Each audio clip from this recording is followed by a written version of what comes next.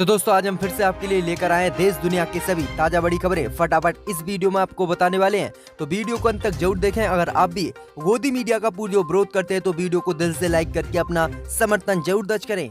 इसी बीच में तो दोस्तों पहली बड़ी खबर की ओर, तो नेपाल ने आज फिर से भारत को दी खुली धमकी, कहा तटबंध हटा लें नहीं तो तोड़ देंगे। जी हां दोस्तों, आपको बता दें कि भारत और चीन के बीच लगातार तनाव के बीच नेपाल भी भारत को धमकी दे रहा था। इसी बीच आपको बता दें कि भारत और चीन के बीच अब तनाव कम होता दिख रहा है। इसी बीच आज नेपाल ने फिर से भारत को धमकी दिया। जहां दोस्तों आपको बता दें कि भारतीय सीमा में नो मैंस लैंड से सटे हुए लाल बकैया नदी के तटबंध के एक हिस्से को हटाने की आज नेपाल ने धमकी दी है। नेपाल ने कहा कि अगर इसे भारत की तरफ से नहीं हटाया गया तो वह इसे तोड़ देगा। वहीं आपको बता दें कि नेपाल ने दावा किया है कि जो भी तटबंध बनाया गया है वह जो है नेपाल की जमीन पर जबरदस्ती सेना के द्वारा भारत ने कब्जा करके बनाया है और इसे अब वह नहीं सहेगा और इसे तोड़ देगा। जी हां दोस्तों, आपको बता दें कि अगर इसे नेपाल की तरफ से तोड़ा गया तो बिहार में बाढ़ का खतरा मंडराने लगेगा और बिहार में काफी तगड़ी बाढ़ आ जाएगी। वहीं आपको बता दें कि चेतावनी देते हुए नेपाल ने कहा है कि अगर इसे भारत की तरफ से नहीं हटाया गया तो वह इसे तोड़कर हटा देंगे। तो ये काफी बड़ी खबर सामने निकल कर आ रही कि जिस तरह से लगातार भारत और चीन के बीच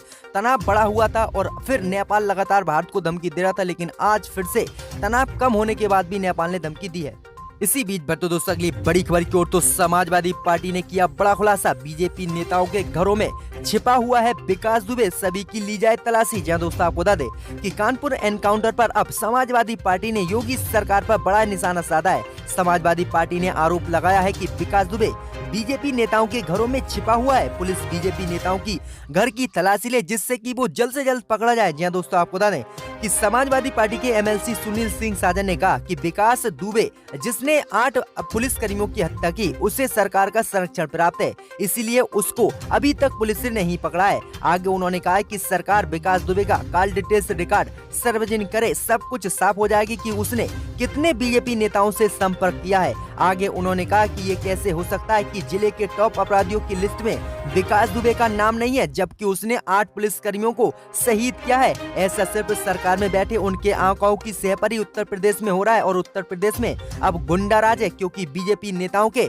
संरक्षण में उसका पालन पोषण हो रहा है और बीजेपी नेताओं के घरों में ही वो छुपा हुआ है, इसीलिए अब तक पुलिस ने उसको गिरफ्तार नहीं किया। तो ये काफी बड़ा आरोप बीजेपी पर लगाया है समाजवादी पार्टी ने। इसी बीच बढ़ते दोस्तों अगली बड़ी खबर की ओर, तो भारत में बढ़ते कोरोना के मामले के बीच शिवसेना ने आज प्रधानमंत्री मोदी पर साधा निशाना, कहा प्रधानमंत्री मोदी का लॉकडाउन हुआ फेल, अगर ऐसे ही बढ़ते रहे कोरोना के मामले तो दुनिया में पहले नंबर पर होगा भारत। जहां दोस्तों आपको बता दें कि देश में बढ़ रहे कोरोना वायरस के संक्रमण मरीजों की संख्या को देखते हुए शिवसेना ने आज प्रधानमंत्री मोदी पर निशाना साधा है। शिवसेना ने कहा कि प्रधानमंत्री मोदी ने कहा था कि 21 दिनों में कोरोना से जीत जाएंगे, लेकिन 100 दिन के बाद भी कोरोना मैदान में डटा हुआ है और लड़ने वाले थक चुके हैं। आगे जो है उन्होंने कहा कि कोरोना के मामले में हमने रूस को भी हरा दिया है और यही हार रहा तो एक दिन भारत पहले नंबर पर पहुंच जाएगा, जो दुनिया के सबसे बड़ा संकट होगा। उन्होंने कहा कि प्रधानमंत्री मोदी का लॉकडाउन भी फेल हुआ और मोदी सरकार संक्रमण रोकने में पूरी तरह से फेल हुई है और राज्य सरकारों की मोदी सरकार ने कोरोना संकट काल में मदद भी नहीं की और ये इसी का नतीजा है। मोदी सरकार ने ना ही प्रवासी मजदूर न आम जनता की मदद की, जिसके कारण लोगों ने लॉकडाउन का पूर्ण रूप से पालन नहीं किया, क्योंकि लोग भूखे मर रहे थे। तो ये काफी बड़ा आज निशाना साधा गया है शिवसेना की तरफ से प्रधानमंत्री मोदी पर। इसी बीच बैठो दोस्तों अगली बड़ी खबर की ओर, तो कोरोना महामारी के चलते बकरा ईद के लिए व्हाट्सएप पर बकरों की बिक्री हो रही है ऑनलाइन। जी दोस्तों आपको बता दें ये काफी बड़ी खबर सामने निकल कर आ रही है कि कोरोना वायरस की वजह से पूरे देश में बकरा बाजार नहीं लग पा रहे हैं, इसीलिए व्यापारी और ग्राहक अब दोनों ही ऑनलाइन हो गए हैं। बकरों की बिक्री और खरीदारी के लिए लोग व्हाट्सएप और इंस्टाग्राम का इस्तेमाल कर रहे हैं। लोग व्हाट्सएप पर बकरों की फोटो भेजकर अपने पैसे बता रहे हैं और इससे खरीदारी कर रहे हैं। तो ये काफी बड़ी खबर सामने निकल कर आ रही है कि पूरे देश में कोरोना महामारी ने अब बकरा ईद के लिए बकरे खरीदने के भी तौर तरीकों को बदल दिया है और बकरे भी अब ऑनलाइन व्हाट्सएप के जरिए देश में खरीदे जा रहे हैं। तो ये काफी बड़ी खबर सामने निकल कर आ रही है। इसी बीच बैठो दोस्तों अगली बड़ी खबर की ओर, तो विकास दुबे की बहू और नौकरानी गिरफ्तार, हमले में की थी गुर्गों की मदद। जहां दोस्तों आपको बता दें कि कानपुर पुलिस ने गैंगस्टर विकास दुबे की बहू, पड़ोसी और नौकरानी को गिरफ्तार किया है। बताया जा रहा है कि एनकाउंटर वाली रात इन लोगों ने विकास दुबे का साथ दिया था। तीनों की पहचान क्रमशः समा, सुरेश वर्मा और रेखा के रूप में की गई है। वहीं पुलिस ने बताया कि मुठभेड़ के दौरान ये तीनों विकास दुबे को पुलिस कर्मियों की लोकेशन के बारे में जानकारी दे रहे थे। वहीं पुलिस ने बताया कि यहां तक कि गोलाबारी के दौरान विकास दुबे की बहू समा ने अपने घर का दरवाजा तक नहीं खोला था जब एक पुलिस वाला जान बचाने के लिए ठिकाना मांग रहा था, तो जिसके बाद ये तीनों को गिरफ्तार किया गया। वहीं इसी बीच बढ़ते दोस्तों अगली बड़ी खबर की ओर, तो कोरोना महामारी के चलते कर्नाटक सरकार ने लिया बड़ा एक्शन। 100 से अधिक मेडिकल स्टोर के लाइसेंस सस्पेंड। जहां दोस्तों आपको बता दें कि कर्नाटक में कोरोना महामारी के बढ़ते मामले के बीच राज्य सरकार ने बड़ा एक्शन लिया है। राज्य में करीब 110 दवाई की दुकानों के लाइसेंस सस्पेंड कर दिए गए हैं। ऐसा इसलिए किया गया है क्योंकि इन दुकानों ने बुखार और सर्दी की दवाई ले जा रहे लोगों का कोई भी रिकॉर्ड नहीं रखा था। जी दोस्तों आपको बता दें कि राज्य सरकार की ओर से आदेश दिया गया था कि हर मेडिकल स्टोर को ऐसे लोगों का रिकॉर्ड रखना है जो बुखार और ठंड लगने की दवाई स्टोरों से ले जा रहे हैं, ताकि अगर उन्हें कोरोना वायरस के लक्षण हो तो जांच की जा सके। लेकिन आरोप है कि इन 100 से अधिक स्टोरों ने ऐसा नहीं किया था, जिसके बाद इन सभी के लाइसेंस को रद्द कर दिया गया। तो ये काफी बड़ा एक्शन लिया है कर्नाटक सरकार ने।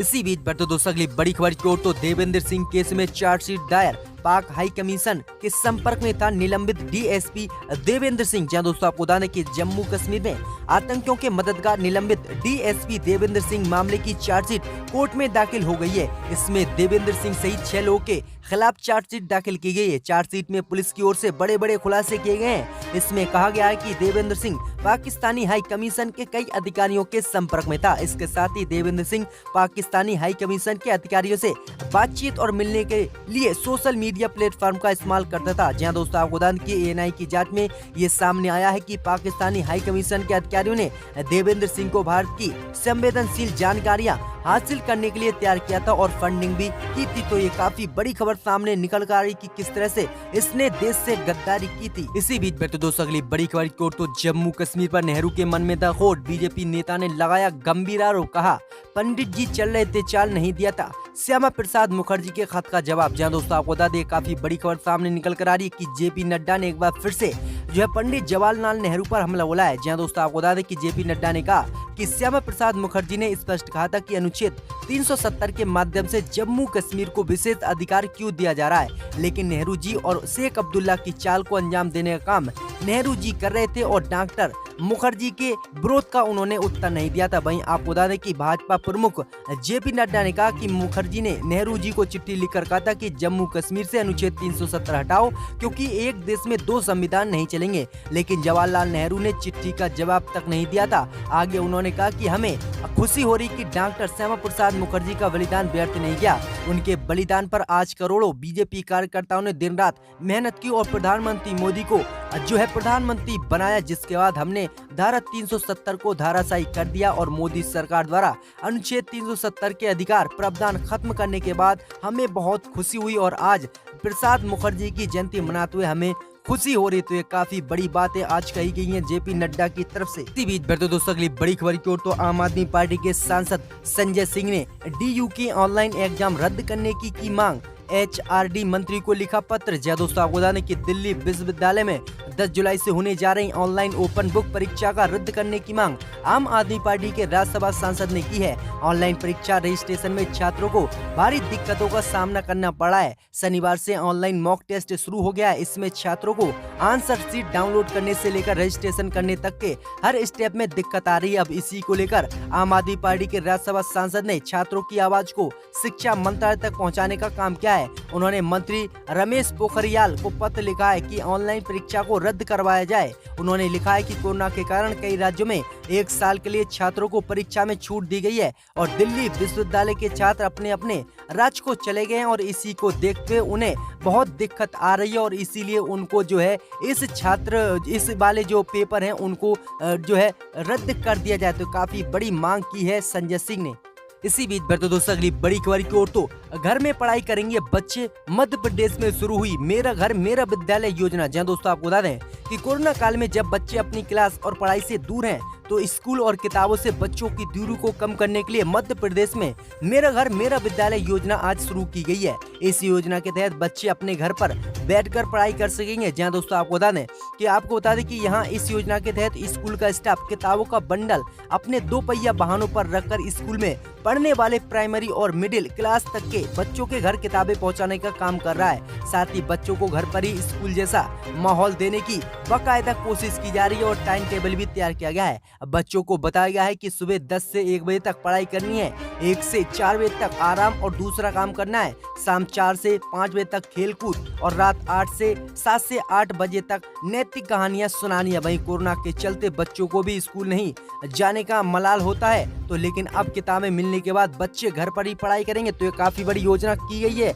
आज तैयार मध्य प्रदेश में। आकर अपनी बात